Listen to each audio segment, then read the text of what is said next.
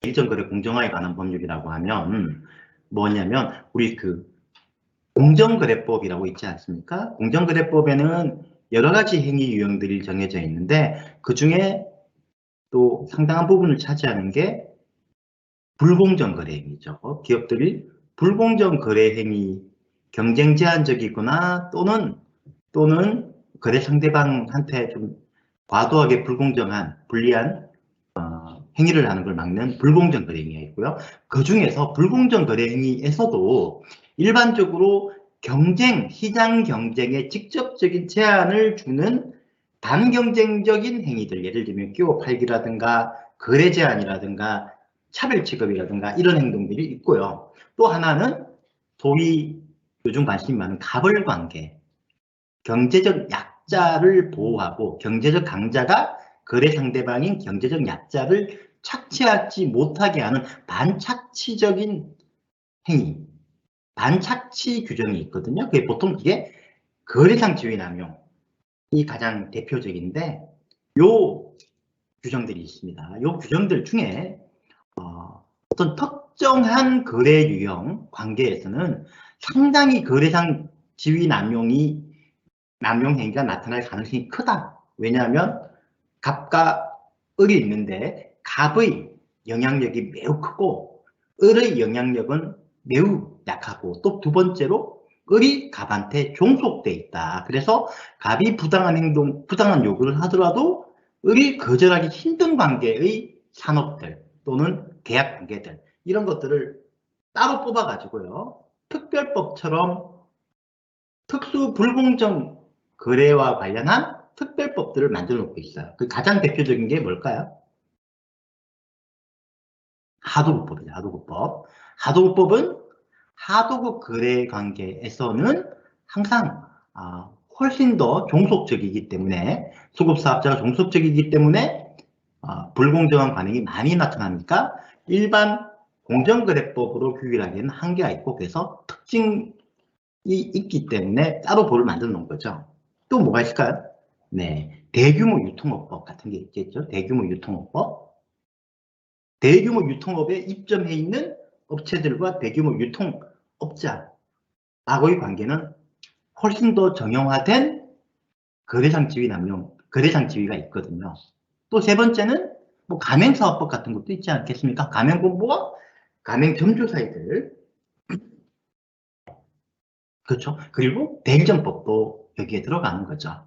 대리점법도 여기에 들어가는 거고. 또 최근에는 뭐가 있을까요? 뭐 아직 통과는 안 됐지만 발의해가지고 많이 논의가 되고 있는 온라인 플랫폼법들도 비슷한 유형입니다. 비슷한 유형이죠. 그래서 오늘은 대리점법과 관련한 거죠.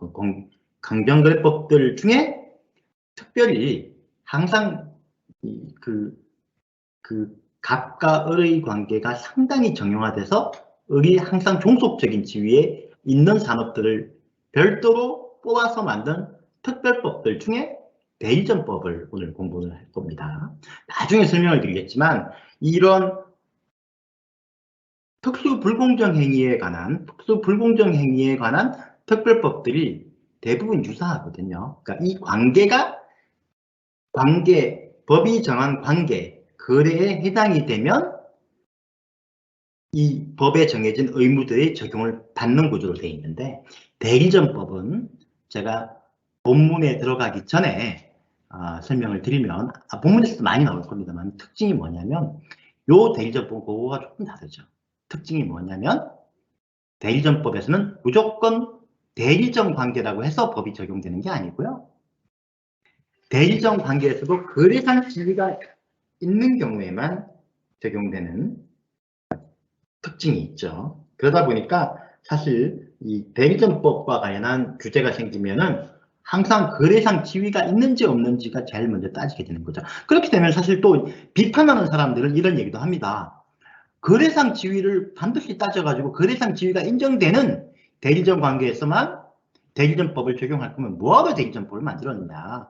그거는 공정거래법에 있는 거래상 지위 남용 행위로 규정하면 되지 뭐 굳이 별도 법을 만들었느냐. 그렇게 거래상 지위를 강하게 요구하는 것 자체가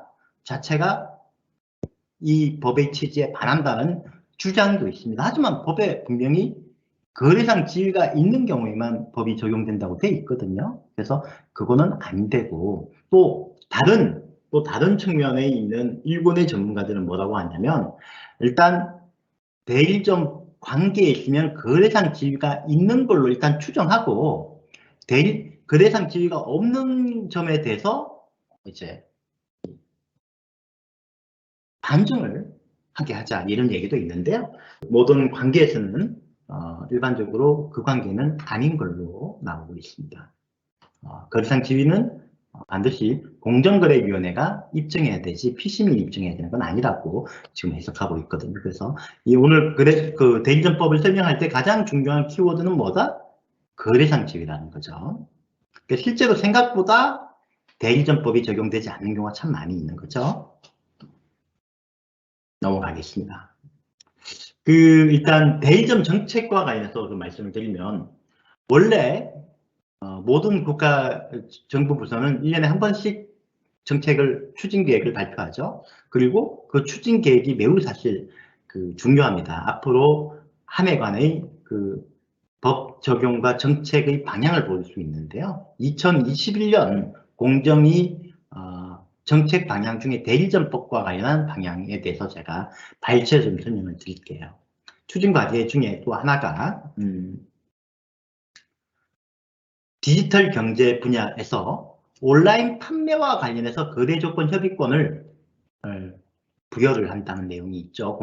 공급업자가 대리점 공급 가격 이하로 온라인 판매를 할 때 대리점주에게 공급 가격 조정 요청권을 부여하는 거죠. 그리고 기본적으로 이제 이런 겁니다. 뭐냐면 이 대리점이라고 하면은 그 유통이지 않습니까? 유통 채널이거든요.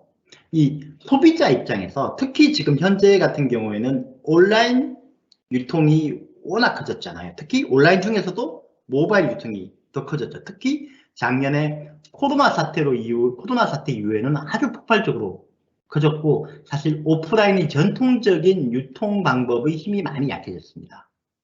그러니 이 사실 대리점법이라고 하는 게 뭐냐면, 대리점 공급업자와 대리점의 관계를 규율하고, 그리고 대리점과 대리점들 간의 어떤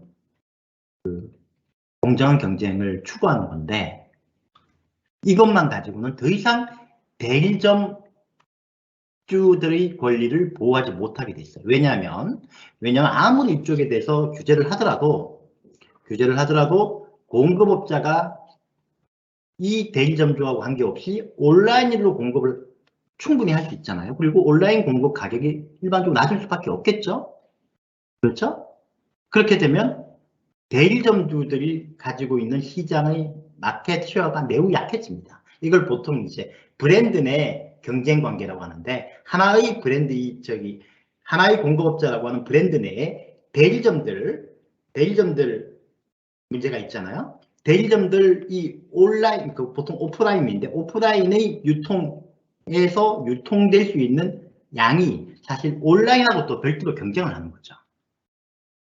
그렇죠? 사실 온라인은 공급업자가 직접 온라인 샵을 운영할 수도 있고, 아니면 대규모 온라인 쇼핑 사업자들을 통해서 갈 수도 있고, 사실 대규모 온라인 쇼핑 사업자들과의 관계는 오히려 이 공급업자가 의인 경우가 더 많죠. 그래서 이제 이런 측면이 있기 때문에 이제 대리점주한테도 온라인으로 공급하는 가격이 너무 낮으면 대리점주에게 공급업자한테 우리 대리점한테 공급하는 가격을 낮춰달라라고 하는 조정 요청권을 부여를 했다는 거죠. 그리고 가구, 가전, 요건 또 다른 좀 측면인데요. 가구, 가전, 화장품, 온라인 판매 급증 업종에서 대리점주의 온라인 판매를 금지하는 행위를 집중 간섭하는, 요건 뭐냐면,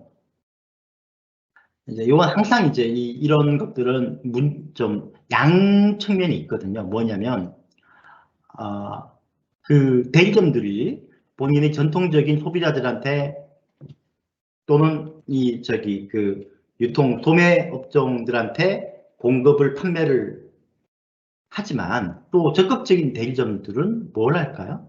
예를 들면 뭐 11번가, 쿠팡 이런 데다가 에서는 대리점주들이 온라인 판매를 하게 되면 대리점, 자기들이 갖고 있는 대리점 위주의 전통적인 유통 마켓에서의 가격 구조가 무너질 수 있는 거죠. 그렇죠? 그래서 그걸 금지하는 경우가 많이 있습니다. 근데 그 금지하는 것에 대해서 그 공급업자가 그걸 금지하게 되는 거를 경영 간섭행, 부당한 경영 간섭행위로 해가지고 못하게 하고 있거든요. 우리 대리점법이. 그리고 그런 행동을 못하도록 집중 감시하겠다라는 얘기고, 이런 것들은 사실 그 대리점법뿐이 아니라 그 우리 공정거래법상에 있는 재판매 가격 유지행위라든가 이런 데서도 원래 통제가 되는 행동입니다. 근데 요 대리점주의 온라인 판매를 공급업자가 금지시킬 때 공급업자 입장에서 보통 뭐 어떤 문제가 있을까요? 사실 공급업자는 온라인 판매를 금지시키는 이 행위를 본인들이 자발적으로 안 하는 경우도 있어요. 뭐냐면 다른 대리점주의 항의에 따라서 이제 온라인 판매를 몰래 하는 대리점주를 단속하는 경우도 있는 거거든요. 그러니까 이거는 이제 말씀드리면 대리점주하고의 대리점 계약에서 온라인 판매를 금지하는 조항을 집어넣는 것도 안 되는 거고, 설사 그 조항이 들어갔다 하더라도 그 조항에 따라서 온라인 판매를 했다는 이유로 제재하는 것도 안 되는 거죠. 그런 얘기들을 놨고요. 그 다음에 두 번째로 그 갑과 을이 협력하고 상생하는 포용적인 시장 환경을 조성하게 하려고 하는 목표 아래서 대리점 협약을 추진하고 있습니다. 그래서 우리 공정거래 협약 중에 대리점 분야의 대리점 협약을 하고 있고, 특히 통신이나 자동차 부품 등 좀 더 덩어리가 큰 업종을 중심으로 대리점 협약을 추진하고 있고요. 그리고 대리점 사업자가 공정위에 표준 계약서를 개정 요청할 수 있도록 하는 상향식 표준 계약서 재개정 방식을 도입을 하고, 표준 계약서 도입 업종을 종래의 12종에서 18종으로 늘렸습니다. 늘린 조항을 보면 기계, 사료, 생활용품, 주류, 페인트, 화장품 이 영역에 대한 표준 계약서를 도입했고요. 그리고 대리점 분야 모범 거래 기준 제정의 근거를 마련했고 그 기준을 제정했습니다. 그리고 대리점의 사업자 단체 구성권을 명문화했습니다.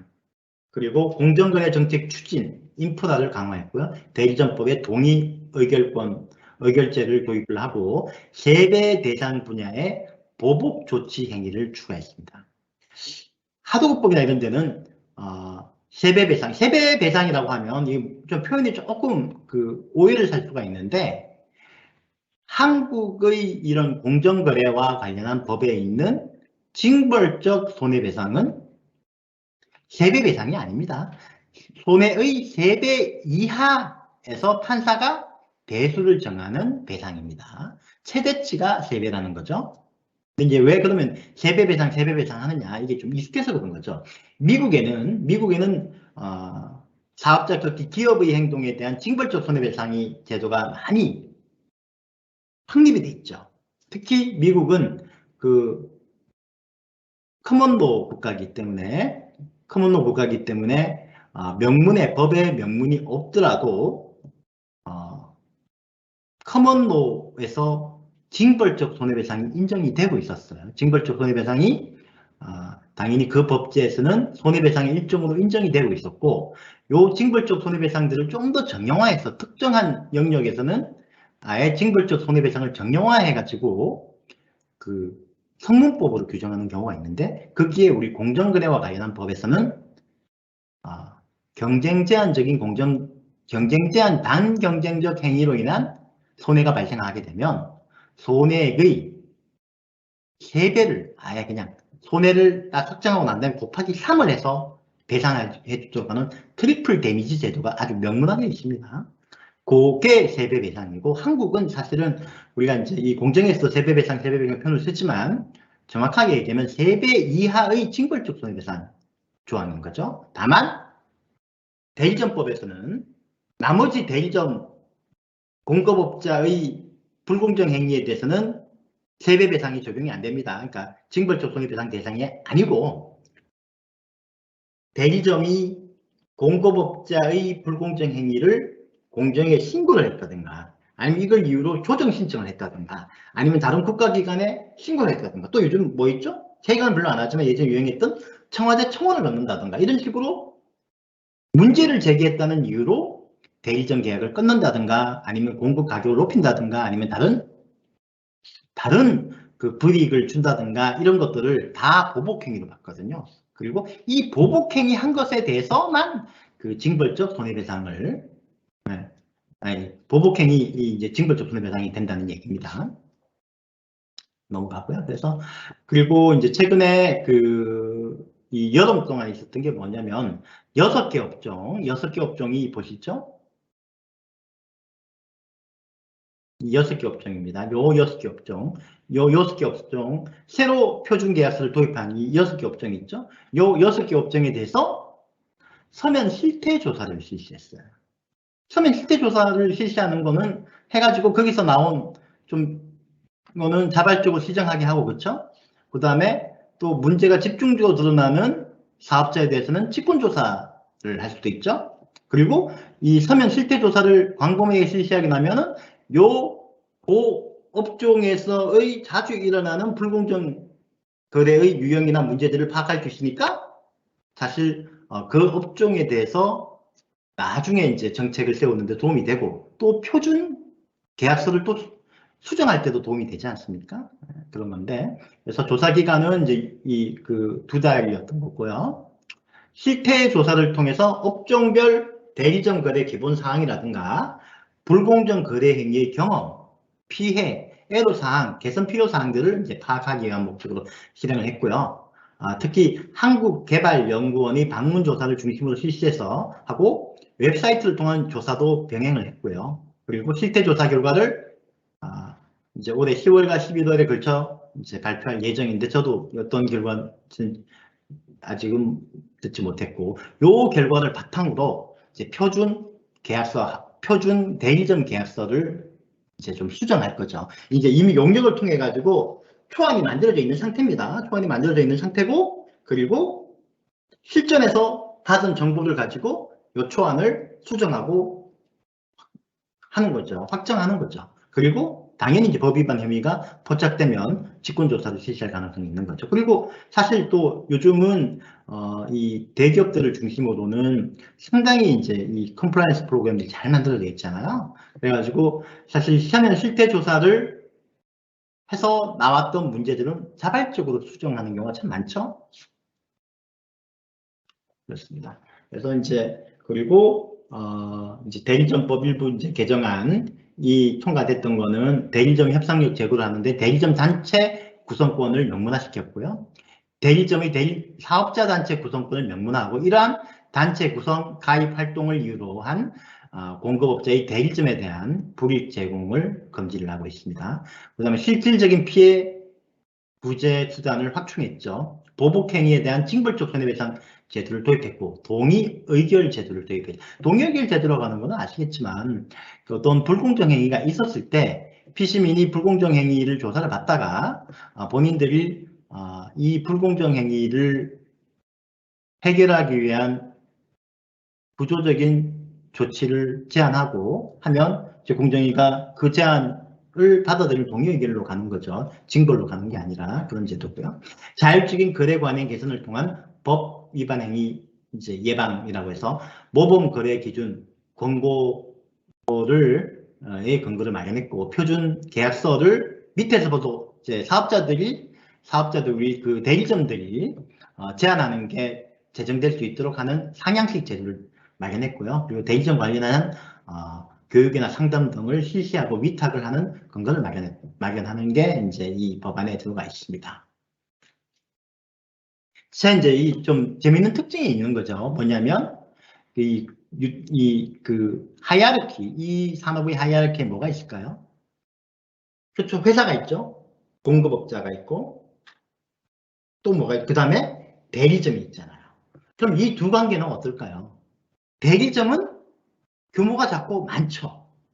그리고 사실 대리점은 옆에 있는 대리점들하고 또 약간의 경쟁 관계가 있죠. 그렇죠? 이 지역별 이별로 경쟁 관계가 있지 않습니까?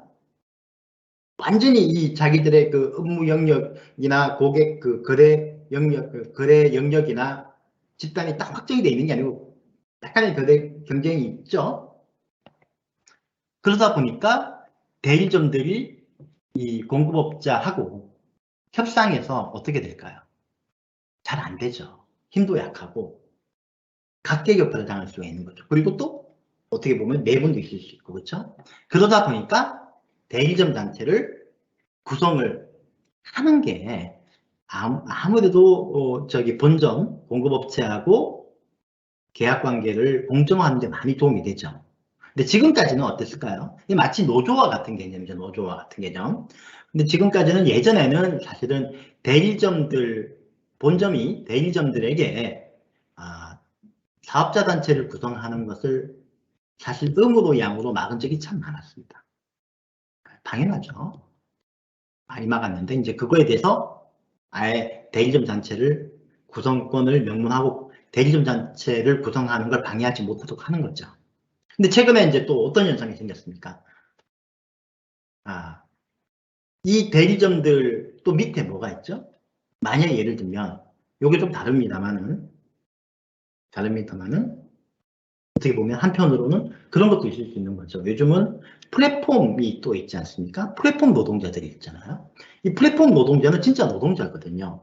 그럼 이 사람들이 플랫폼 노동자들이 노조를 결성을 해서 또 본인들의 단체적인 이익을 지키는데 이때 대리점들과 플랫폼의 노동자들과 갈등들이 생길 수가 있겠죠. 최근에 있었던 그 쿠팡 사태인가요? 쿠팡 사태와 같은 것들이 생길 수가 있는 거죠. 새로운 유형의 이제 사회적인 갈등들이 생길 수가 있습니다. 그리고 대리점 분야 불공정 거래행위 심사 지침이 이제 제정이 돼서 작년부터 제정돼서 시행이 되고 있습니다.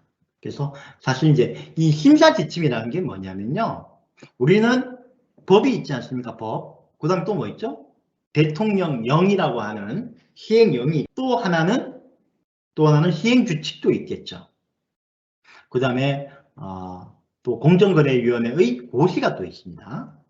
그 다음에 또 심사지침이 있어요. 이게 어떤 관계가 있을까요? 제가 이거 좀 자세히 설명을 드리는 이유는 사실은 대리점법의 이 분야 양이 많지 않기 때문에 전반적으로 제가 좀 더 오늘 기회를 빌려가지고 좀 설명드리고 싶었던 걸 설명드리는 건데요. 뭐냐면 우리가 얘기하는 일반적으로 있는 이런 것들은 법 또는 법의 성격을 가지는 강제력이 있고 구속력이 있는 법규가 있고요. 법규는 아니고 그냥 행정규칙이라고 해서 내부적인 기준이 있는 경우도 있어요. 이 기준은 위반해도 법 위반은 아닌 거거든요. 다만 법 해석의 기준이 되는 거죠. 말씀드린 것처럼 대리점법은 법이죠. 그렇죠? 대리점법의 시행령은 뭐죠? 대통령령이니까 이것도 법규입니다. 법령입니다. 그리고 시행규칙도 이거는 법령이죠. 보통은 근데 공정거래위원회는 시행규칙이 없어요. 왜냐? 왜겠습니까? 시행규칙은 보통 저기 그 부서에서 만드는 예를 들면 행정각부 있지 않습니까? 기획재정부라든가 이런 데서 만드는 거. 공정거래위원회는 이 독립위원회이기 때문에 고시를 만들거든요. 고시. 그래서 사실 공정거래위원회의 고시들은 보통 상위법이나 상위법령의 위임을 받은 사항에서 만드는 고시들은 일반적으로 시행규칙과 마찬가지로 법규로 봅니다. 법규. 여기까지. 그렇죠? 그런데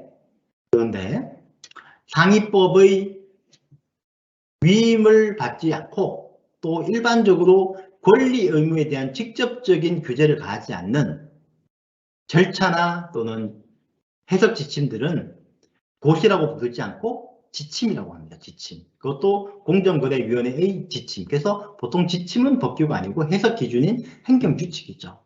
그래서 대리점 분야의 불공정 거래행위를 판단할 때 공정위가 사용하는 해석 기준이라고 생각하시면 됩니다.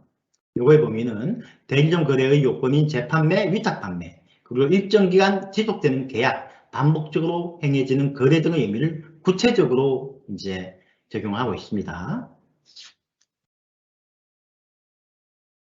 그리고 공급업자의 거래상 지위 판단 기준. 그렇죠? 그래서 공급업자의 대리점에 대한 우월적 지위를 판단하기 위한 요건인 시장의 구조, 사업 능력의 격차, 거래 의존도, 상품과 용역의 특성 등을 이제 상세하게 시점에서 규정하고 있고요. 그 다음에 대리점 거래의 부당성 판단 기준들이 또 6조에서 11조에 쭉 있는 내용입니다. 그리고 이제 판단 기준에 대해서는 밑에서 나중에 또 본문에서 그 설명을 드리기 때문에 생략을 하고요. 한 번 더 뭐 이 학습의 효과를 높이기 위해서 유형을 말씀을 드리면 대리점법의 불공정 거래의 유형들은 구입 강제를 하는 거죠. 공급업자가 대리점한테 필요 이상의 물건을 이제 구매해서 보유하도록 하는 구입 강제, 필요 없는 물건을 구매하게 하는 거. 또는 경제상 이익 제공, 예를 들면 판촉비라든가 뭐 이런 것들을 강제로 본점이 부담해야 되는 성격의 비용을 강제로 분담시킨다든가는 행동도 있고요. 또 하나는 경제상 이익 제공 중에 하나는 또 이렇게 그 공급업체와 대리점 사이의 정식적인 거래 관계에서의 이익 제공도 있고요. 또 하나는 뭐가 있을까요? 담당자가 받는 리베이트도 여기 이익 제공 강요에 해당될 수 있습니다. 뭐 예를 들면 회식비를 부담을 시키게 한다든가 이런 것들도 여기에 해당될 수도 있습니다. 나중에 말씀드리겠지만 저희가 이제 실무를 해보면 뭐 예를 들면 이제 대리점 업주든 불공정 거래 행위로 신고할 때 나머지는 다 쓰는데 담당자에게 예를 들면 리베이트를 요구받아서 줬다든가 아니면 향응을 제공 요구를 받아서 줬다든가 뭐 이런 것들이 있잖아요. 약간 좀 뒷거래 같은 것들은 신고를 안 합니다. 안 하고 뭘 할까요? 그걸로 협상에 들어옵니다. 왜냐하면 그런 것들이 사실 물론 그 사람한테는 그 제공받은 사람은 당연히 형사처벌 대상이 되는 거죠. 형사처벌 대상이 되지만 그 기업의 이미지에도 매우 안 좋잖아요. 우리가 이게 가장 대표적인 게 뭘까요? 예전에 우리 세상을 떠들썩하게 했던 그렇지만 나중에 재판 결과 보니까 재판 결과가 사실은 별게 아니었던 용두삼위의 사건이 남양유업 사태가 있잖아요. 그때도 그 일부 직원들의 부적절한 행위로 인해 가지고 큰 문제가 되고 그러다 보니까 사회적으로 너무 큰 문제가 된 거죠. 그래서 공정위가 조사를 나갔지만 공정위 뭐 저희끼리 하는 얘기니까 하는 얘기인데 이미 이제 끝난 얘기니까 말씀드렸는데 공정위 조사관들도 물론 나가보니까 이게 너무 그 심각한 불공정 행위가 있었던 건 사실인데 체계적인 게 아니었던 거죠. 그렇죠?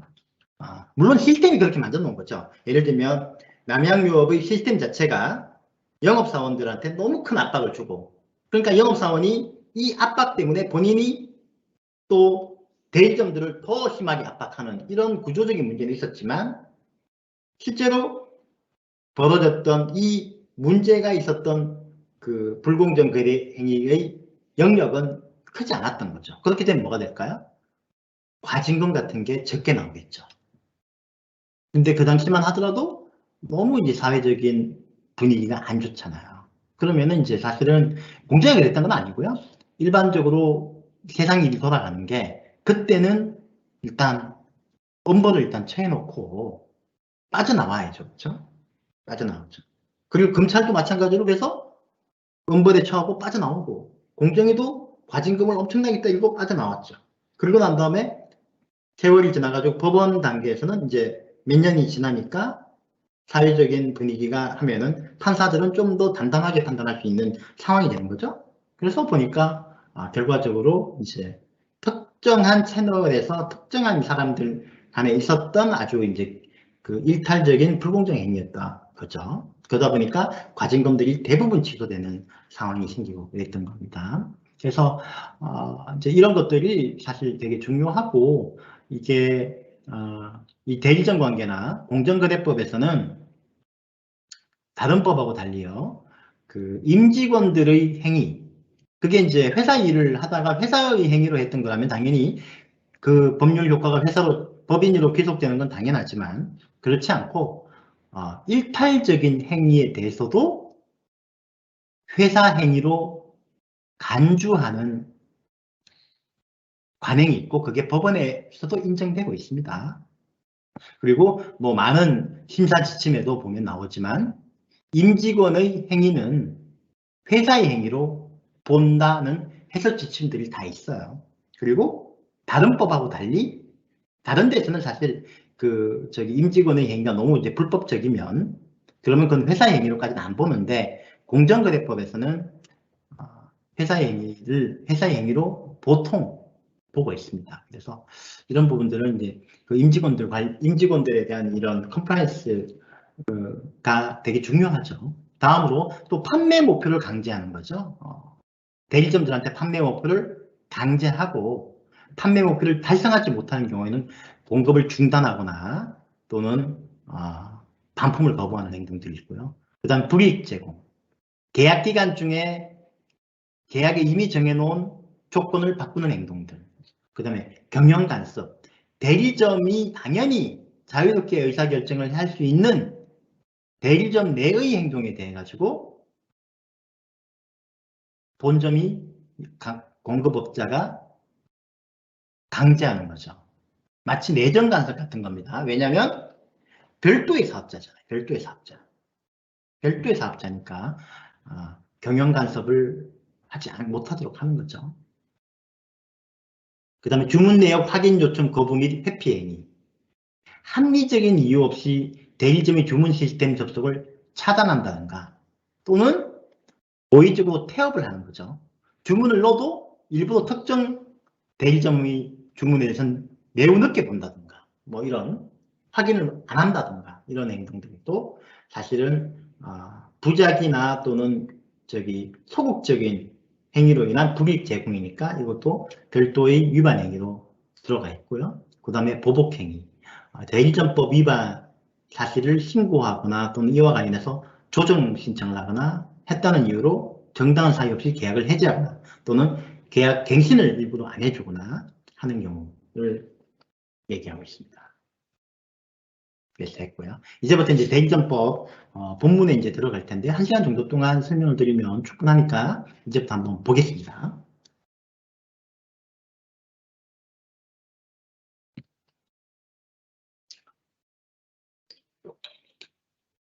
제가 말씀드린 것처럼 대리점법은 공정거래법의 불공정 행위 중에 갑과 을의 관계를 규율하는 대표적인 규정인 거래상 지위 남용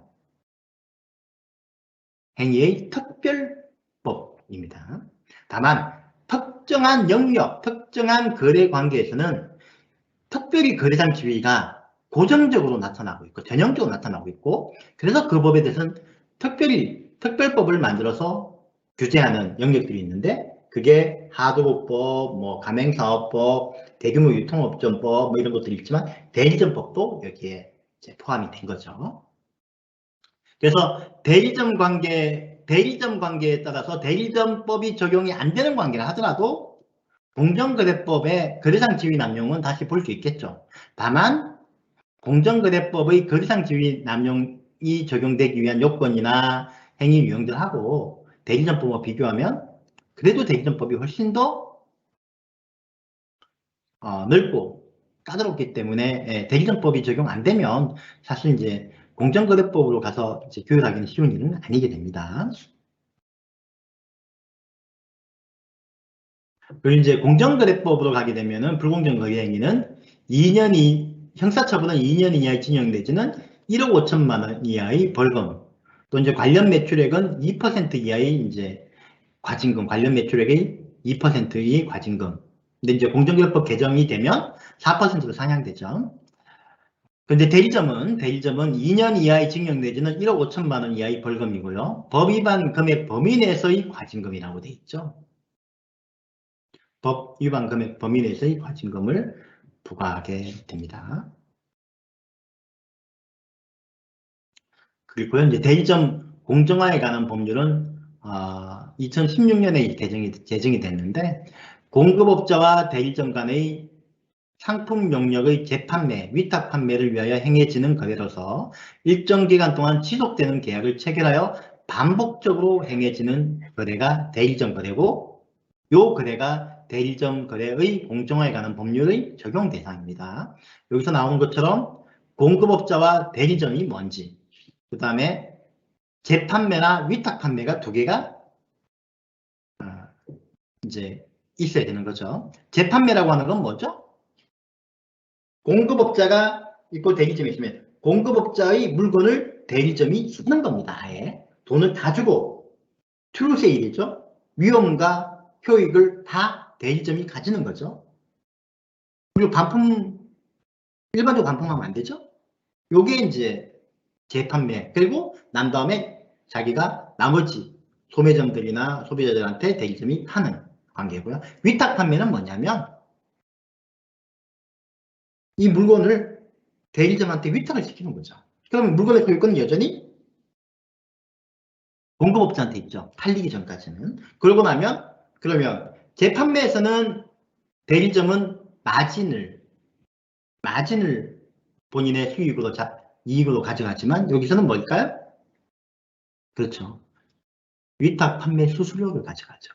그래서 사실은 이런 것들이 있기 때문에 이게 참 재판매냐 위탁 판매냐가 칼날로 자르는 것처럼 그렇게 딱 구별되는 건 아니에요. 아니지만 어쨌든 그랬기 때문에 재판매랑 위탁 판매 둘 다 대리점 거래의 대상으로 삼고 있는 거죠. 그리고 시행 시기는 2016년 12월 23일부터 시행이 됐고요. 법 시행일 이전에 체결된 계약도 2012년 23일부터 있는 행위에 대해서는 대리점법을 적용한다는 부칙 조항이 있습니다. 적용 제외는 3조에 있는데 공급업자가 대기업이 아니라 중소기업자인 경우 또는 대리점이 중소기업자가 아닌 경우 중소기업자가 아니라는 것은 대기업이라는 얘기죠. 아니면 중견기업이라는 얘기죠. 그렇죠? 사이즈가 이 정도 큰데 대리점법으로 보호해줄 필요는 없다는 겁니다. 다음으로 대리점이 대기업이고 공급업자가 대리점이고 대기업이고 대리점이 중소기업이더라도 공급업자의 대리점에 대한 거래상 지위가 인정 안 되는 경우에는 대리점법이 적용 안 돼요. 과연 이게 대리점은 중소기업이고 공급업자는 대기업이고 사이즈가 차이가 나는데 거래상 지위가 인정 안 되는 경우가 있을까요? 있죠. 왜일까요? 단지 규모만 크다고 해서 규모의 차이가 있다고 해서 거래상 지위가 되는 게 아니고 거래상 우월한 지위 공정거래법에서 얘기하는 거래상 지위 핵심은 뭘까요? 락인 효과거든요. 종속입니다. 종속이 제일 중요한 거죠. 그래서 만약에 대리점이 멀티 대리점이다. 여러 공급업자들로부터 대리점을 하고 물건을 받아서 같이 공급한다. 그러면 사실은 자기의 거래 비중에서 큰 포션을 차지하지 않는 공급업자가 아무리 크더라도 그 사람에 끌려다닐 일은 없겠죠. 그렇죠? 끌려다닐 일이 없다는 거는 거래상 지위도 없다는 거예요. 소위 얘기해가지고 아무리 네가 크면 뭐하냐? 나는 내 팔 흔들고 내가 다니는데 라고 하면 거래상 지위가 없는 거 쉽게 얘기하면. 나중에 이렇게 보면 그래서 이제 대리점법이 많은 사람들한테 비판을 많이 받는데 가장 많이 받는 포인트가 저 포인트입니다. 거래상 지위에 대한 특칙으로 만든 법에서 또 거래상 지위를 실질적으로 판단을 해야 되면 이 법을 뭐하러 만들었느냐라는 비판이 많은 거죠. 사실 거래상 지위가 인정되느냐 마느냐는 이건 사실은 법적으로 엄청나게 논쟁이 많은 포인트거든요. 이거 입증하기가 쉽지가 않아요. 그러면 사실 대리점 관계에서는 대리점, 그러니까 이런 특별법을 만드는 이유가 뭐냐면 이 산업 분야에서는 표준 프랙티스를 제시하고 요걸 따라가라고 하는 규칙을 제공하는 거거든요. 그런데 대리점법에서는 거래상 지위가 있는 경우에만 이 정형화된 거래 표준을 따라야 될 의무가 있잖아요. 이 거래상 지위는 매우 불확정 개념이고 매우 판단이 어렵고 복잡한 영역이죠. 그러니까 사실 수범자들 입장에서 대리점 입장에서 내가 대리점법에 보호를 받는지 안 받는지가 명확하지 않고 또 공급업자 입장에서는 내가 대리점법의 이 기준을 지켜야 되는지 말아야 되는지도 명확하지 않으니까 수범자 입장에서 법에 대한 예측 가능성이 떨어지고 그래서 법을 지키는 준법 비용이 사회적으로 많이 들어갈 수 있는 거죠. 그래서 이런 비판이 참 많습니다. 물론 이제 뭐 많은 경우에는 대리점법이 적용된 것이 너무 명백한 경우가 있죠. 아주 큰, 요즘 어떤가요? 뭘까요? 예를 들면 그 휴대폰, 그렇죠? 그 통신회사들하고 휴대폰 판매업 사이에는 뭐 거기서 뭐 010만 그 저기 SK만 취급하는 회사가 아니고 SK, KTF 이런 거 다 같이 하더라도 거래상 지위는 있다고 보는 거죠. 왜냐면 두 군데밖에 안 되고 워낙 큰 차이가 있으니까 종속될 수밖에 없잖아요. 근데 그런 게 아닌 경우도 많이 있는 거죠. 그런 게 아닌 경우도 많이 있으니까 이런 경우에는 거래상 지위 이 판단을 수범자들한테 맡겨놓는 게 되는 거니까 사실 이 법이 사실 큰 실력도 없고 오히려 수범자들한테 혼동만 주는 법이라는 비판이 있습니다. 그렇습니다. 하지만 이제 그 법을 만든 사람들 얘기를 들어보면 또 공정거래위원회 얘기를 들어보면 대리점법이 이런 얘기를 뭐 대리점법이 나온 거는 왜 나온 건지는 아시죠? 남양유업 사태 때문에 나왔습니다. 그런데 대리점 관계가 생각보다 훨씬 더 복잡하고 다양한 거죠. 그래서 대리점 관계에서 항상 공급업자를 슈퍼갑으로 보고 대리점을 슈퍼올로 봐가지고 모든 대리점 관계에서 예를 들면 공급업자는 대기업, 대리점은 중소기업인 경우는 모두 다 적용하게 하게 되면 이건 오히려 대리점 관계 유통 질서를 의지럽힐 위험이 크고 당사자들이 납득하지 못하는 경우가 많이 생길 수 있다. 그렇기 때문에 거래상 지위를 반드시 거래상 지위가 있는 경우에만 이렇게 적용하는 게 맞다라고 얘기를 하더라고요. 이거는 어쩔 수 없다고. 왜냐하면 그 유통업에서 너무 다양한 관계들이 많기 때문에 일률적으로 규모 차이만 가지고 대리점법을 적용할 수는 없다고 하더라고요. 사실은 이제 뭐 그런 측면도 있는 거죠. 약간 비판적으로 얘기한다 그러면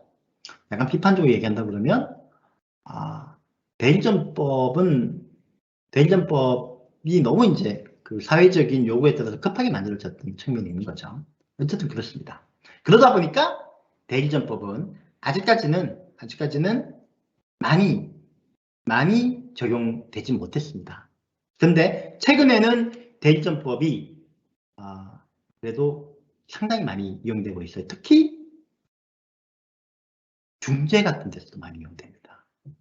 대리점 관계에서요. 대리점 관계에서 분쟁이 생겨가지고 중재를 갔는데 중재위원들이 대리점법 위반의 가지고 손해배상을 인정하는 중재 결정들이 나오고 있어요. 그리고 뭐 예를 들면 또 그런 것도 있는 거죠. 이 대리점법 자체는 또 하나 볼까요? 이 대리점은 중소기업이잖아요. 그러니까 중소기업은 국내 기업만 중소기업이 될 수 있습니다. 하지만 공급업자가 중소기업만 아니면 되는 거거든요.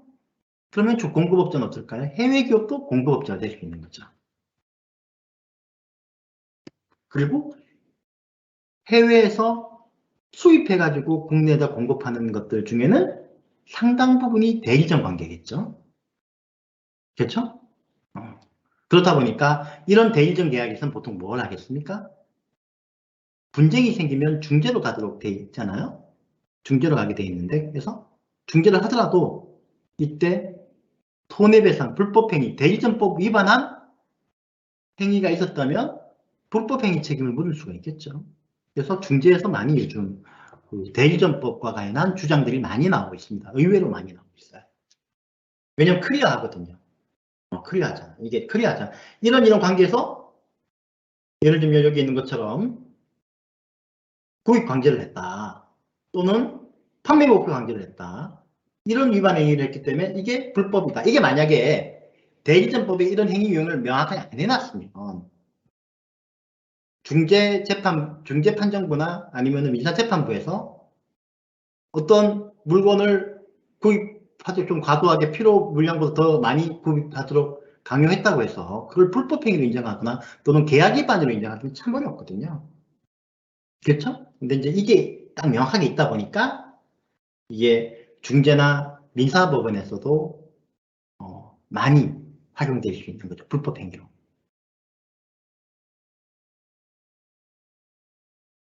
그리고 이제 중소기업은 뭐 중소기업 기본법에 있는 걸로 하는 건데 업종별 매출액 기준과 자산총액 기준인데요. 사실 자산총액 기준은 5천억 미만이니까 매우 크고 업종별은 보통 이제 평균 매출액이 1,500억, 1,000억, 800억 이런 겁니다. 그래서 대리점들 중에 중소기업이 아닌 대리점은 사실 많지 않죠.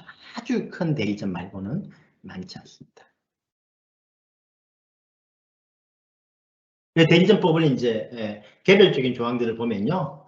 대리점법에서도 당연히 공급업자에게 대리점과 대리점 계약서를 체결해서 제공하도록 하고 그리고 이 계약서를 보관하도록 하는 의무를 규정하고 있고요. 이 서면 계약에 포함돼야 될 내용들은 거래 형태, 거래 품목 및 기간, 납품, 그 다음에 대금 지급, 반품, 그 다음에 영업양도는 보통 대리점들한테 영업양도를 보장하는 게 더 필요하겠죠? 영업양도에 관한 사항, 그 다음에 계약 해지, 이거는 이제 계약 기간 중에 함부로 계약 해지를 못하게 하기 위해서 계약 해지에 관한 계약 해지할 수 있는 본점이 계약 해지할 수 있는 사항들을 해놓고 있고요. 또는 뭐 대리점도 사실은 영업기간 이 계약 기간을 다 채우는 게 요즘 코로나 같은 것 때문에 너무 힘들 때라도 사실 너무 큰 위약벌이나 부담을 짓지 않고 계약 해지를 할 수 있도록 해줘야 되니까 계약 해지에 대한 사항,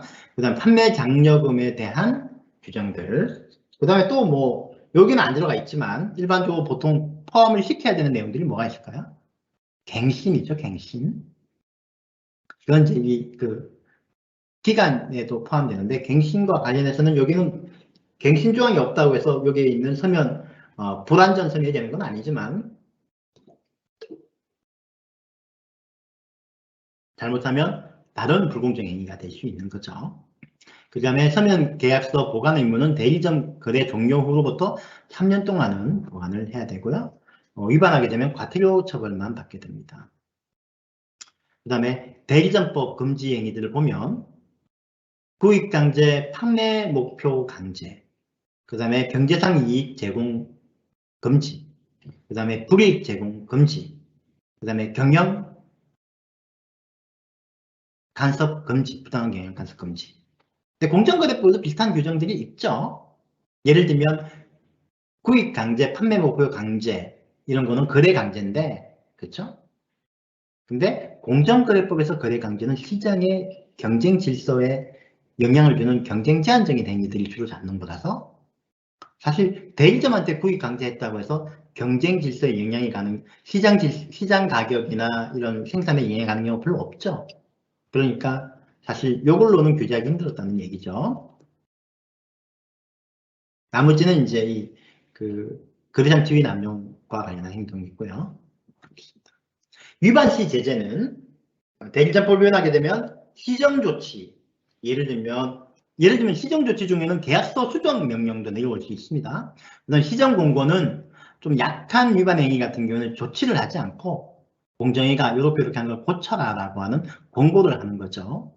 그 다음에 과징금, 그 다음에 형사고발, 이것도 마찬가지로 대리점법 위반 행위에 대해서는 공정위의 고발이 없으면 기소를 할 수 없는 전속 고발제 사항이기 때문에 검찰에 고발을 하는 것도 공정위의 제재가 됩니다.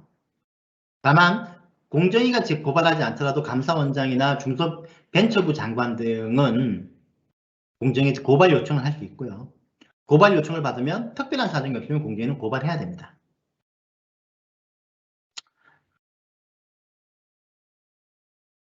그 형사처벌은 이제 2년의 징역 내지는 1억 5천만 원의 벌금, 양벌 규정이죠. 양벌 규정이라고 하는 건 뭐죠?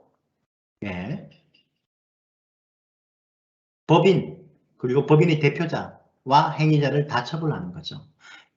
여기 이제 참 이게 우리가 그 공정거래법과 관련해서는 형사 고발을 하게 되면 주로 주 행위자를 사업자, 법인으로 보잖아요. 그래서 법인을 고발하고, 그 다음에 개인 중에도 특별히 관여자가 아주 심각한 관여가 있는 경우는 개인을 고발하는데, 사실은 이게 이제 형법에서 주된 행위자는 무조건 개인입니다. 임직원 개인이에요.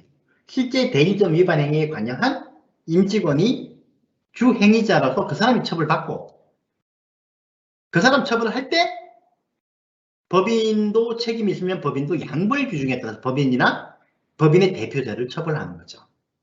근데 이제 요게 이제 일반적인 형사법인데, 공정거래법도 그렇게 돼 있는 겁니다. 형사처벌은 개인이 받는 거고 양벌 규정에 따라서 법인이 받는 건데, 다만 공정거래법은 이 형사처벌 말고 나머지 조항들은 다 법인이 소송자가 되잖아요. 그러니까 형사 주체도 공정거래법에서는 그냥 사람들이 법인으로 인식을 하는 경향이 생기는 거죠. 그러다 보니까 공정위가 검찰 고발할 때 양벌 규정에 따라서 부수적으로 처벌받는 법인만 고발하는 경우가 더 많은 거죠. 손해배상 같은 경우에는 고익강제나 경제적 이익 제공의 경우에는 이제 징벌적 손해배상이 대상인데, 보복행위도 이제 추가하겠다라고 하는 게 지금 그 법 개정안이 나와 있는 거죠. 법은 국무회의를 통하면은 정부가, 그러니까 원래 이 법이라고 하는 거는, 법은 누가 제안할 수 있습니까? 실제로 무조건 법은 국회 의결을 거쳐야 되죠. 근데 국회에다가 의결을 올릴 수 있는 권한을 가진 사람은 국회의원과 정부입니다. 그렇죠? 정부 입법안은 국무회의에서 초안을 마련해가지고 통과가 되면 국회로 넘기는 거죠. 그래서 다만 이제 일반적으로 정부 개정안들은 일반적으로 잘 통과된다고 보죠. 그렇습니다. 그래서 이제 개별적으로 가게 되면 이제 첫 번째 이제 서면 의무인데요. 대리점업자는 대리점과 계약을 체결한 즉시, 이 즉시라고 하는 거는 체결할 때를 얘기하는 겁니다. 다음과 각 호의 사항을 명시된 계약서를 제공해야 되고요. 이때 서면에는 전자문서도 포함됩니다. 필수적 기재사항이라고 하는 거는 거래 형태, 거래 품목 기간 1번, 납품 방법, 납품 장소 일시, 상품 대금의 지급 수단 및 지급 시기, 상품의 반품 조건, 영업 양도, 계약 해지의 사유 및 계약 해지 절차, 판매 장려금의 지급 방식, 그 다음에 위탁 판매의 경우에는 공급업자가 대리점에 위탁하는 업무의 범위와 수행 방법에 대한 사항, 그 다음에 수수료 등 공급업자가 대리점에 지급하는 대가에 대한 사항. 아까 말씀드렸잖아요. 그냥 한 가지만 보면 재판매 형식의 대리점에서는 돈을 누가 누구한테 줍니까? 대리점이 물건을 사서 물건값을 공급업자한테 주는 거죠. 근데 위탁 판매에서는 공급업자가 대리점한테 물건을 위탁 판매할 때마다 판매 수수료를 주는 거죠. 그럼 물건값은요? 물건값은 물건을 산 사람, 뭐 그게 소매점이 됐든 소비자가 됐든 소비자가 위탁 대리점을 통해서 공급업자한테 가는 거죠. 그렇죠? 공급업자하고 요 소비자하고 거래가 있는 거고, 위탁은 여기서 서비스를 제공하는 개념이고요. 재판매는 공급업자가 대리점한테 팔고 대리점이 소비자한테 파는 개념이죠. 그래서 세금 계산서 형식이 달라지겠죠. 그렇죠? 근데 실제로는 어떨까요? 실제로는 위탁 판매나 재판매나 큰 차이 없습니다. 예를 들면 재판매 하더라도 상품을 대리점이 언제든지 반품할 수 있도록 해버리면 그게 재판매하고 위탁 판매하고 별 차이가 없죠. 그리고 대금 지급 시기도 대리점이 소비자한테 팔아가 현금 생길 대로 바꿔버리면 매매의 대금을, 그러면 사실은 위탁 판매랑 아무 차이가 없죠. 그리고 위탁 판매의 경우에도 예를 들면 위탁 판매했는데 못 파는 것에 대해서는 나중에 대리점이 껴안는 걸로 해버리면 그건 재판매랑 차이가 없어지는 거죠. 그렇죠? 그러니까 이거는 이 구성을 어떻게 하는지는 사실 차이가 크게 없습니다. 그리고 공급업자와 대리점이 각각 서명 또는 기명 낙인을 해야 되고요. 계약서 보관 기간은 대리점 거래가 종료된 날로부터 3년 동안. 사실 이렇게 되다 보니까 요거는 조금 이제 사실 그 해석에 문제가 있습니다. 뭐냐면 공급업자들 입장에서는 공정위는 일반적으로 뭐라고 보냐면요. 예를 들면 대리점 계약을 10년을 했어요. 그리고 10년이 끝났어요. 그러면은 끝난 날로부터 3년 동안 보관해야 되는 건 오케이죠. 그렇죠? 그런데 보관해야 되는 서류가 그럼 언제부터 거냐? 10년 전 시작했을 때부터 즉 10년 동안 있었던 모든 거래의 자료를 보관해야 되느냐? 이게 만만치 않잖아요. 일단 그렇게 보고 있습니다. 하지만 만만치 않죠.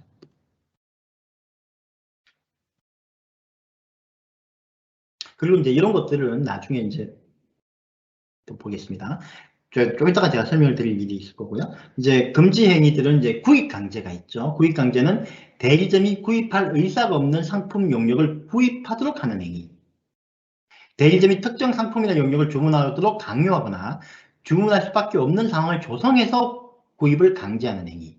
대리점의 주문 내용을 일방적으로 막 자기가 마음대로 수정해가지고 물건을 떠넘기는 행위.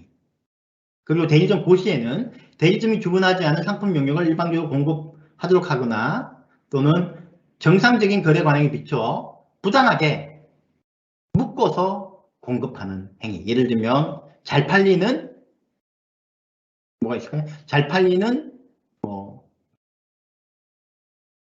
음료수 콜라에다가 잘 안 팔리는 음료수를 몇 대 몇으로 끼워서 구매하도록 하는 행위, 이런 것들을 못하게 하는 거죠. 근데 여기서 하나 더, 이 구입 관계에 관련해서 실무적으로 항상 더 문제가 되는 건 뭐냐면요, 대리점은 뭐라고 주장하냐면 사실상 구입할 수밖에 없는 분위기를 만들어서 어쩔 수 없이 떠났다라고 주장하는 경우가 있고요. 공급업자는 그렇지 않다. 그렇지 않다.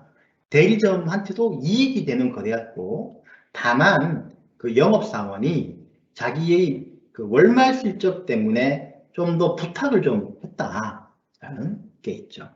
그리고 이제 대리점은 우리 관계에서 부탁이 말이 좋아 부탁이지 그거는 강요다. 안 들으면은 보복이 있을 수 있기 때문에, 불이익 때문에 무서워서 어쩔 수 없이 했다. 이런 것들이 있죠. 사실 이것 때문에 이 공정위에서도 판단이 매우 어려워요.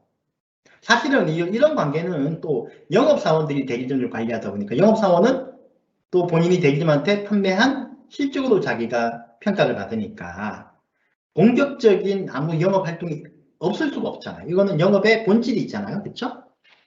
그래서 여기서 하면 이제 그 구입할 의사가 없는 사실, 그래서 이제 이 대리점법에서는, 공정거래법에서는 수급사업자의 동의가 자발적인 동의를 인지에 대해서 법원이 매우 신경을 많이, 공정위도 많이 신경 쓰고 하거든요. 그래서 수급사업자가 표면상으로 본인의 이익에 반하는 동의들은 대부분 강요된 동의로 일단 추정합니다. 봅니다.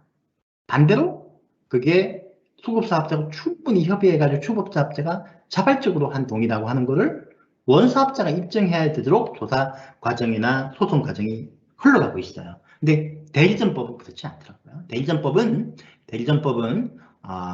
일단 대리점이 주장할 때 사실상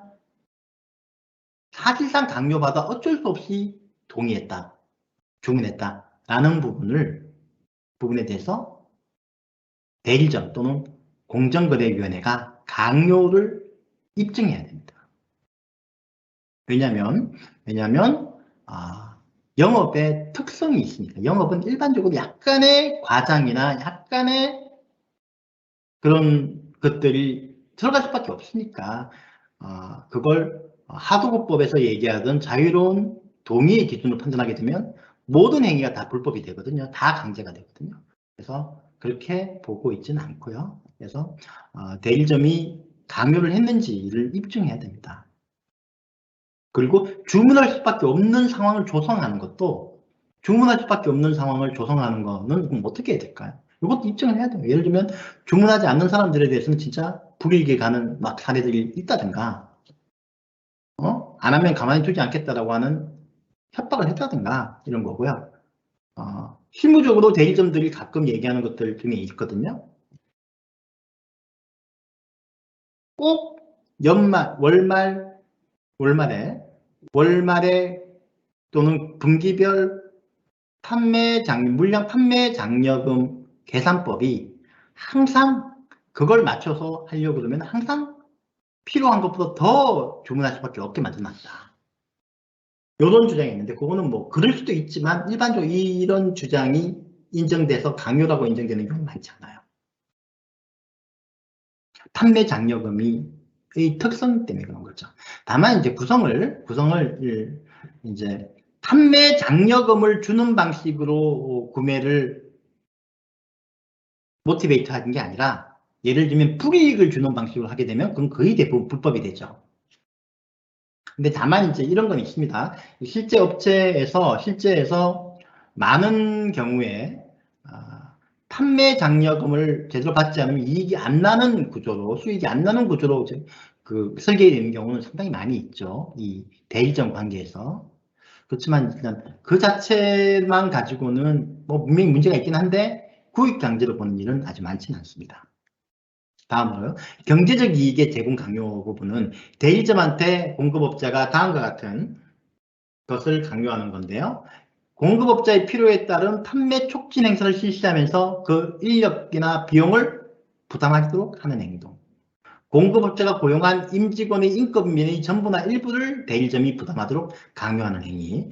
대리점이 고용한 임직원을 공급업자의 사용장이나 또는 자기가 쓸 때다가 쓰는 것.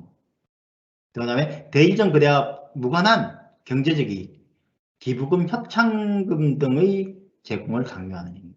사실 1번, 2번, 3번 같은 경우에는 특히 2번, 3번은 매우 클리어하죠. 근데 1번 같은 경우에 애매한 구석이 좀 있는 거죠. 판매 촉진 행사를 해가지고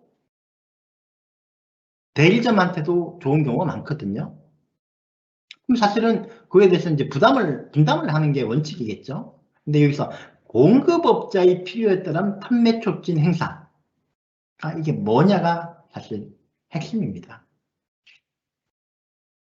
공급업자의 필요에 따라. 그래서 대리점한테의 필요가 없는 판매 촉진 행사.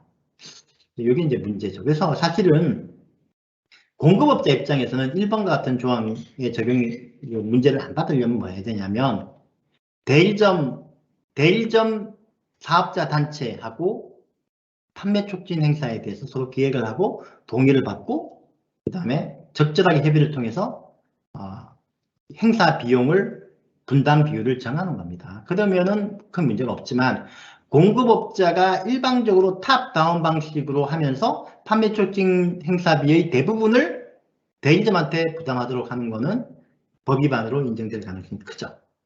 판매 촉진 행사를 실시하면서 대리점이 얻을 것으로 예상되는 경제적 이익에 비하여 과도하게 비용을 부담하도록 강요하는 게 1번의 유형이라고 좀 명시를 해놓은 거죠. 왜냐하면 판매 촉진 행사를 하게 되면 대리점도 좋고 본점도 좋잖아요. 그런데 대리점이 얻을 것보다 더 많은 비용을 부담하게 하는 것은 안 된다. 그래서 그거는 공급업자가 분담해줘야 되는 거다라고 하는 거고요. 그리고 대리점 거래에 수반되는 비용을 합리적 이유 없이 대리점한테 부담하도록 강요하는 행동도 안 되는 걸로 되어 있습니다. 판매 목표 강제고요. 판매 목표 강제는 대리점에게 거래에 관한 목표를 제시하고 목표를 달성하지 못하게 되면 1번 대리점 계약의 중도 해지, 2번 상품이나 용역의 공급 중단, 3번 대리점한테 지급해야 될 금원의 전부 또는 일부를 미지급하는 거. 대리점 고시에는 뭐라고 되어 있냐면 상품이나 용역의 공급을 현저히 축소하거나 지연하는 행동도 요 2번의 유형으로 보고 있는 거죠. 그 다음에 외상 매출 기간의 조정으로 결제 조건을 현 종전보다 매우 불리하게 하는 것도 요 3번과 관련한 행동으로 보는 겁니다. 근반적으로요. 이런 것들도 판매 목표 강제. 판매 목표를 강제하는 수단인 거죠. 그렇죠? 판매 목표를 못 지키면 공급을 지연하거나 축소하고, 그 다음에 외상 매출 기간을 줄여가지고 현금 결제를 하게 한다든가, 아니면은 얼마 이상의 외상 매출금이 넘어가게 되면 크레딧 한도를 줄여가지고 그 넘어가게 되는 그에 대해서는 현금 결제를 하지 않으면 공급을 안 한다든가 이렇게 하는 게 방식으로 강제하는 거다는 거죠. 여기에 있는 것 중에 실제로 대리점들은 또 이런 얘기를 많이 합니다. 요런 중도 해지, 공급 중단 또는 대리점한테 줘야 되는 금원의 지급을 안 주거나 또는 지연하거나 이런 거 말고도 판매 장려금 구조를 그렇게 만들어 놔가지고 사실상 판매 목표를 강제한다. 예를 들면 판매 상당히 높게 설정되어 있는 목표를 채우지 않으면은 판매 장려금이 거의 안 나오도록 만들어놨다. 이런 것도 판매 목표 강제 아니냐. 그래서 그런 이제 얘기들이 많이 나오고 있는데 판단이 많이 어렵습니다. 이 부분에 대해서는 판단이 많이 어렵고요.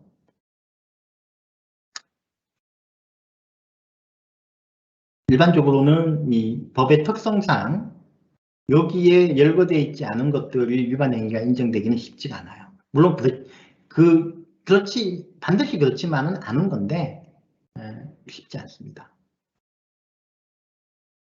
여기에 해당된다고 볼 여지는 있지만 그렇지는 않잖아요. 판매 장려금을 요건이 충족돼야지 판매 장려금 지급 의무가 공급업자한테 생기는 거지.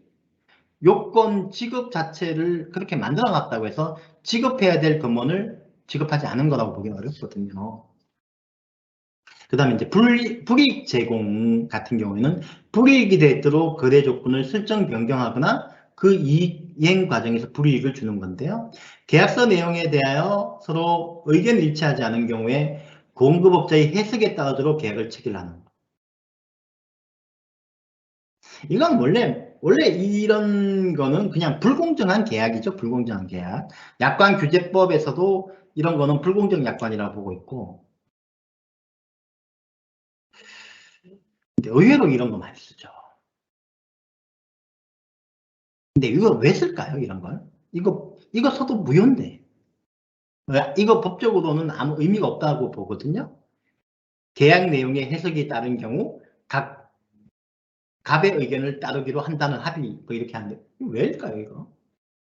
그리고 사실 우리가 계약을 할 때 보면 터무니없이 이 갑한테 유리하고 을한테 불리해가지고 이거 나중에 분쟁 붙으면 무효라고 판단될 것 같은 계약들을 많이 씁니다. 그게 생각보다 분쟁 가기 전에는 효과가 있다고 하더라고요.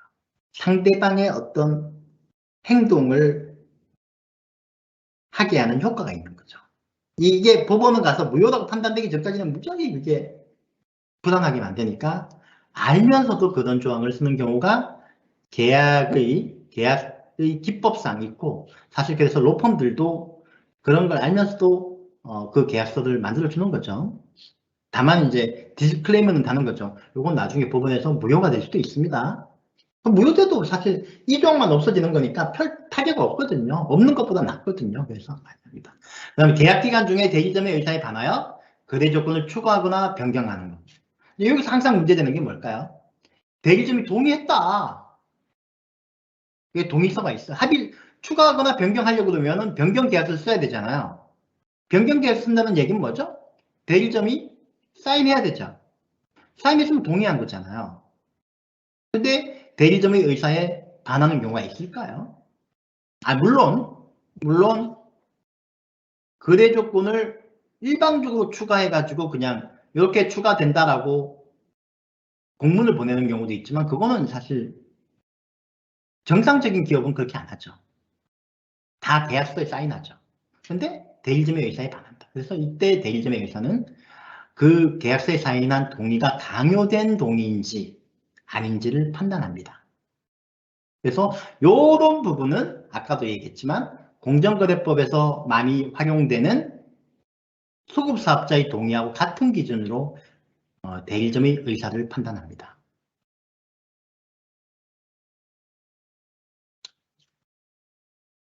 그 다음에 계약의 일부를 전부나 일부를 해지하더라도 대리점이 손해배상을 청구할 수 없도록 하는 행동.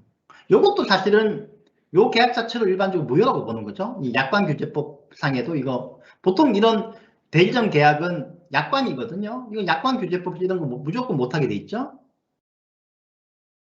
그 다음에 합리적인 이유 없이 대리점하고 약정한 영업 지원을 중단하거나 제한하는 거. 이건 계약 위반이죠. 계약 위반. 계약 위반이지만 대리점법 위반 행위로도 규율되는 거고요. 판매 장려금 지급 제한 사유에 해당되지 않음에도 불구하고 판매 장려금을 삭감하거나 지급하지 않는 거. 이것도 사실은 계약 위반이지만 별도의 위반 행위로 구성을 해놓은 겁니다. 그 다음에 불이익이 거래 조건을 설정 변경하거나 그 이행 과정에서 불이익을 주는 행위. 대리점에 임대한 장비나 비품이 대리점의 귀책 사유가로 손실 훼손된 경우 감가상각을 고려하지 않은 가격으로 대리점이 변상하도록 하는 거. 이건 뭘까요? 대리점한테 예를 들면 대리점한테 뭐 어떤 게 있을까요? 진단 장비들을 정비 장비들을 임대해줬어요. 그리고 임대료를 받겠죠, 당연히. 맞습니다.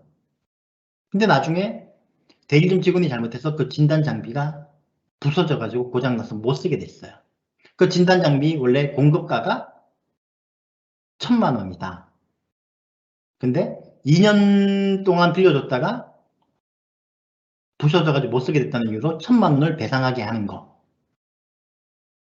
그게 갑질이죠, 갑질. 왜냐하면 감가상각이 돼가지고 실제 가치는 그렇지 않지 않습니까? 근데 여기서 또 항상 문제가 생기는 게 뭐냐면 이 감가상각은 보통 어떻게 하죠? 기간을 5년으로 잡죠. 5년으로 보통 정률법으로 하지 않습니까? 근데 실제로는 어떻습니까? 실제로 이런 장비들 중에는 어떤 것들은 5년보다도 훨씬 더 빨리 업데이트가 많이 진행이 되기 때문에 사실은 5년 지나면 아예 못 쓰는 제품들도 있는 거 있고요. 또 어떤 것들은 그렇지 않고 원래 이제 감가상각이라고 하는 게 세무적인 목적 때문에 엑셀러레이트 해가지고 빨리 상각을 시키는 제도잖아요. 그렇기 때문에 실제로 재판매 가격을 고려하면 그거보다도 더 비싼 경우도 많거든요. 그래서 감가상각 비용만큼 빼고 주라고 하는 게 부당하다라고 보는 공급업자들도 많죠. 일반적으로 5년을 가지고 감가상각을 해버리니까. 그렇죠. 5년 지나고 나면 그러면 그 뭐죠? 그걸 비망 가액인가? 그 상각이 되더라도 남겨놓는 마지막 가액 있잖아요. 그 가액으로 그러면은 배상 받아야 되느냐? 실제로 5년이 지나도 시장에서는 절반 정도의 가격으로 판매되는데 이제 이런 얘기들을 하는 거죠. 이제 요 얘기는 이 사례가 많지 않기 때문에 제가 뭐라고 말씀드릴 수는 없는데 제 생각에는 귀책 사유로 시장 실제 가치보다 더 많이 받는 거를 막는 거지 무조건 감가상각비를 다 빼고 감가상각비 빼고 남은 나머지만 받아야 된다는 얘기는 아니라고 생각합니다. 어떤 경우는 사실은 감가상각비를 뺀 게 너무 가격이 높아질 수도 있거든요. 어떤 경우에는 사실 우리 휴대폰 같은 경우는 이건 뭐 휴대폰을 비교하지는 않지만 휴대폰이나 전자제품 같은 경우에는 감가상각 5년을 해봤자 의미가 없는 게 실제로 한 3년 지나면 거의 가치가 없잖아요. 그러니까 그런 겁니다. 그 다음에 공급업자의 귀책 사유로 상품이 파손, 훼손되었음에도 불구하고 반품을 거부하는 행동. 그 다음에 공급업자의 귀책 사유로 인한 반품에도 불구하고 운송비 등을 대리점에 부담하도록 하는 행동. 그 다음에 이제 대리점 고시에 있는 위반행위는 뭐냐면 대리점과 사전 협의나 통보 없이 계약의 일부 또는 전부를 해지할 수 있다는 조건으로 계약을 체결하는 거. 원래 기본적으로요. 기본적으로 계약 해지라고 하는 거는 우리 이제 그 대리점들은 오해를 많이 하는 게 계약 기간 있잖아요. 계약 기간 중에 해지하는 게 계약 해지고 계약 기간이 끝나가지고 갱신 안 해주는 거는 갱신 거절이에요. 근데 계약 기간 중에 해지하는 거 사전 협의나 통보 없이 이게 좀 애매한데 당연히 대리점의 귀책 사유 없이 해지하는 거는 절대 안 되죠. 원래 그렇죠? 그건 무조건 불법이죠.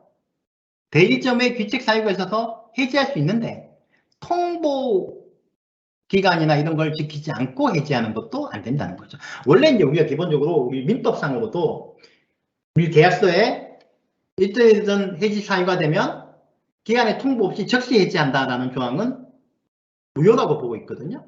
그런 경우라도 충분한 시간을 주고 하자를 치유하도록 최고하고 그 기간 중에 최고 안 되면 해지하도록 하는 거죠. 그렇죠? 그래서 해지 통보가 무조건 필요합니다. 그런 것들을 여기 고시에다 집어넣은 거예요. 그 다음에 두 번째로 계약 기간 중에 합리적인 이유 없이 거래를 중단하는 거. 그 다음에 3번은 판매 장려금의 지급 기준, 판매 수수료 등의 계약적 거래 조건을 당사자 간 합의 없이 대리점에 일방적으로 불리하게 변경하는 거. 그 다음에 합리적인 이유 없이 반품이 가능한 제품을 한정하거나 공급 제품의 일정 비율에서 반품을 허용하는 등 부당하게 반품을 제한하는 행위. 그 다음에 합리적인 이유 없이 공급업자의 규칙 사유로 정상적인 재판매가 불가능한 상품의 반품을 거부하는 행동. 근데 이제 3번 같은 경우에는 3번이나 이제 4번 같은 경우에는 좀 논란이 있죠. 왜냐하면 당연히 이거는 잘못된 행동입니다. 잘못된 행동이에요. 근데 만약에 정책이 변경이 됐어요. 이 경제 상황이 변동돼 정책이 변동이 됐어요. 변경이 돼가지고 판매 장려금 지급 기준이 바뀌었습니다. 보통 대리점 계약서에는 판매 장려금에 대해서는 별도로 정한 기준을 쓰거든요. 계약서에 넣지 않고. 근데 이때 이 판매 장려금 그러면 지급 기준을 그러면 모든 대리점하고 개별적으로 1대1로 협의해가지고 동의된 경우에만 바꿀 수 있느냐. 그렇게 되면 사실은 이 대리점 거래 관계의 본질에 반하죠. 사실 그래서 이런 경우는 대리점 사업자 단체하고의 협상으로 변경하도록 하는 겁니다. 경영 간섭은 이제 대리점의 인사에 관여하거나 또는 거래처 현황이나 매출 내역 등 영업 비밀을 요구하는 거. 그 다음에 대리점의 거래처나 영업시간이나 이런 것들을 일방적으로 자기들이 규정하는 것들이 이제 한데, 특히 2번 같은 경우에는 이거 조금 현실적으로 애매한 구석이 있죠. 특히 매출 내역 같은 경우에는 대리점하고 본점하고 매출 내역은 당연히 영업상 필요한 경우 많습니다. 다만 여기서 얘기하는 거는 뭐냐면 만약에 대리점이 공급업체가 몇 군데 더 있어요. 그런데 다른 업체의 매출 내역이나 이런 것까지 달라고 하는 거는 안 되죠. 그렇죠? 그거는 경영 간섭이죠. 그리고 그거는 사실은 다른 업체의 공급을 제한하려고 하는 의도도 있을 수 있는 거고, 그거는 절대 사실은 다른 매출 현황을 공급업체한테 줄 이유는 전혀 없는 겁니다. 그 다음에 거래처 현황이라고 하는 것도 요건 좀 애매한데, 뭐가 있냐면 대리점의 고객들 현황 리스트나 이런 것들을 본점이 주고 본점이 그걸 이용해서 대리점을 잘라내는 걸 막기 위한 거거든요. 그래서 이런 것들은 요구하게 하면 안 되죠. 요거는 자기 거래라, 대리점 물건의 거래처라 하더라도 주면 안 되는 거고요. 그 다음에 영업지역 판촉 지역을 일방적으로 정해서 이행을 요구하는 행동. 근데 이걸 막아놨지만 또 한편은 대리점들이 이걸 많이 요구합니다. 공급업체한테. 왜냐하면 옆에 대리점이 자꾸 우리 영역을 자꾸 침범하니까 싸운단 말이야. 그러니까 정해달라고 하는 건데, 그래서 일방적으로만 안 되는 거고요. 협의해서 기준을 정해가지고 협의하는 거는 가능하죠. 특히 그래서 이제 사업자 단체, 그 대리점 사업자 단체하고 이 영업지역, 대리점 영업지역에 대해서 단체적으로 협상을 해서 규제를 하는 것까지는 불법이 아니라고 봐요. 그냥 일방적으로 하면 안 되고, 당연히 이거는 그 대리점들이 되게 요구를 많이 하거든요. 하기 때문에 하는 거는 허용이 되는 절차적인 문제입니다. 그 다음에 이제 금지사항에 주문 내역의 확인의 요청을 거부하거나 회피하는 거. 자기의 거래상 지위를 이용해서 확인 안 해주는 거죠. 확인 안 해주면 안 되는 거죠. 의외로 많이 납니다. 이거는 거의 실무적으로 큰 문제가 없는 게, 주문했는데 예를 들면 일주일 동안 안 받는 경우, 이런 것들은 일반적으로 안 볼 수가 없잖아요. 그렇죠? 이런 거는 다 위반으로 보는 거죠. 보복 조치는 대리점이 공정위 신고하거나 또는 분쟁 조정을 신청하거나 또는 서면 실태 조사나 직권 조사에 대해서 협조했다는 이유로 불이익을 주는 거는 보복 조치로 보고 있어요. 다만 이제 이런 것들이 이제 아직까지는 우리 한국 법제가 인과관계 입증 책임이 상당한, 그러니까 대리점의 어떤 신고하고 보복 조치 간의 상당 인과관계가 있어야지만 보복 행위가 되는 거죠. 근데 다만 대리점 관계에서는 사실 다른 공정거래법 행동에서는 이 인과관계 입증이 진짜 어렵거든요. 예를 들어 하도급 관계에서 불공정 하도급 행위로 원사업자를 건설회사가 신고했다고 해서, 그래서 원사업자가 보복 행위로 어떻게 할까요? 수의 계약 제한할 때 아예 리스트를 빼고 안 주죠. 그 다음에 제한 경쟁할 때 초청 안 하고, 그래서 아예 거래가 끊어지는 거죠. 그 불분명히 보복행위라고 보지만 실무에서 그게 보복행위로 처벌되기는 건 거의 어렵습니다. 왜일까요? 인과관계 입증이 불가능하거든. 공정위가. 다른 핑계. 그게 만약에 보복행위가 입증이 되려면 뭐 하냐면 영치 나가가지고 원사업자의 행위 중에 이놈이 신고했기 때문에 얘는 앞으로 배제한다라고 하는 보고 문건이나 의사소통 문건이 나와야지만 보복행위로 공정위가 현실적으로 제재할 수 있어요. 근데 대리점에서는 좀 다릅니다. 대리점은 아주 전속적이고 종속적인 거래 관계잖아요. 그래서 신고했는데 계약갱신 안 해주는 경우에는 보복행위로 보통 인정되죠. 이해됩니까? 신고했는데 갑자기 물량을 확 줄여. 그리고 물량 줄인 이유에 대해서 막 여러 가지 얘기하지만, 그러면 이거는 거의 그 이유가 명백하게 그 이유를 원사업자가 입증해야 되는 거예요. 원사업자가 공급업자가 입증해야 되는 거죠. 공정거래법은 제가 이제 생략하고요. 대리점법 위반에 대한 제재는 시정조치, 해당 행위를 중지하게 하거나 또는 필요하다면 예를 들면 계약서를 변경하게 하는 것도 가능하고요. 그 다음에 시정명령 받은 사실을 공표하게 하고, 과징금은 위반 행위는 이제 법 위반 금액의 범위 내에서 하게 하는데, 일반 구입 강제 같은 경우는 구입하도록 강제한 상품 명령의 가액이라든가 경제상 이익 제공은 강요한 금전의 가액, 그 다음 판매 장려금, 삭감이나 미지급은 삭감하거나 지급하지 않은 금액, 그래서 위반 금액의 범위 내에서 과징금을 부과하도록 하고 있고, 법 위반 금액은 보면은 좀 느낌이 어떠냐면은 손해 금액 같은 느낌입니다. 그렇죠? 다만 이제 요거는 좀 다르죠. 대리점한테 구입을 강제하도록 상품만 했다 하더라도 손해액은 얼마일까요? 계산 애매하죠. 그렇죠? 만약에 이게 안 팔려가지고 그냥 도저히 세상에서 못 쓰는 제품이 된다면 상품 가격이 되겠지만, 이걸 만약에 시장에 헐값으로 팔았다 그러면 헐값으로 판 가격과 구입 가격의 차이 또는 이런 게 되는 거죠. 그래서 법 위반 금액이 반드시 손해 금액은 아닌데 손해 금액과 상당히 관련성이 많은 구성으로 되어 있습니다. 과징금 같은 경우는 이제 공정거래법에서는 관련 매출액이 2%인데 여기서는 법 위반 금액으로 보고 있는데요.